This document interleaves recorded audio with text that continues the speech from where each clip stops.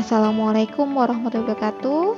Pada kesempatan kali ini saya akan memaparkan hasil penelitian PDP tahun 2024 yang berjudul sitotoksisitas ekstrak dan fraksi aktif daun Rulea tuberosa terhadap sel kanker kolon WIDR secara in silico dan in vitro.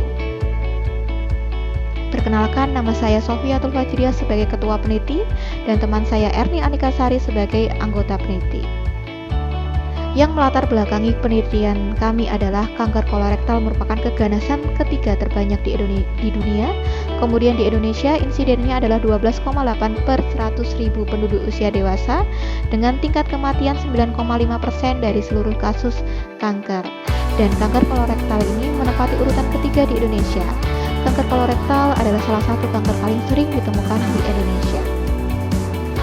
Terapi kanker kolorektal meliputi 3 moda terapi. Yang pertama adalah kemoterapi, yang kedua operasi atau pembedahan, yang ketiga adalah radioterapi.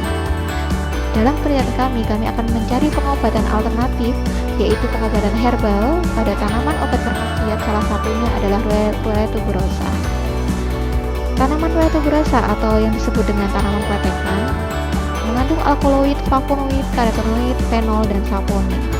Ekstrak air dan etanol dari daun Rulea tuberosa banyak mengandung flavonoid dan fenol sehingga mempunyai aktivitas antioksidan dan berpotensi dalam aktivitas anti kanker. Tujuan penelitian kami ada 2. Yang pertama adalah mengetahui senyawa yang terkandung pada ekstrak dan fraksi aktif dari daun Rulea tuberosa yang berpotensi sebagai senyawa anti kanker kolon WIDR.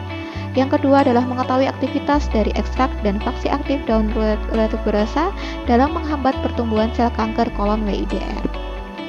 Kebaruan penelitian kami adalah belum adanya penelitian mengenai ekstrak daun protekan terkait obat anti kanker di sel kanker kolon WIDR dengan pendekatan secara in vitro dan in silico.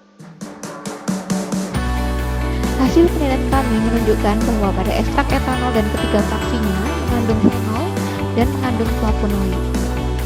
Kemudian dari uji total flavonoid, uji total fenolik, uji antioksidan dari kelima ekstrak yaitu N-heksan, etil asetat, aquades, etanol, kemudian ekstrak metanol, kemudian fraksi dari ekstrak etanol, kemudian fraksi dari ekstrak metanol menunjukkan bahwa total flavonoid tertinggi dimiliki oleh etil asetat dan fraksi etil asetat dari ekstrak metanol.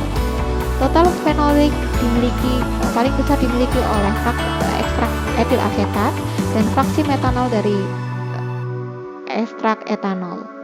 Kemudian aktivitas antioksidan yang paling tinggi dimiliki oleh ekstrak etil asetat, kemudian fraksi dari ekstrak metanol.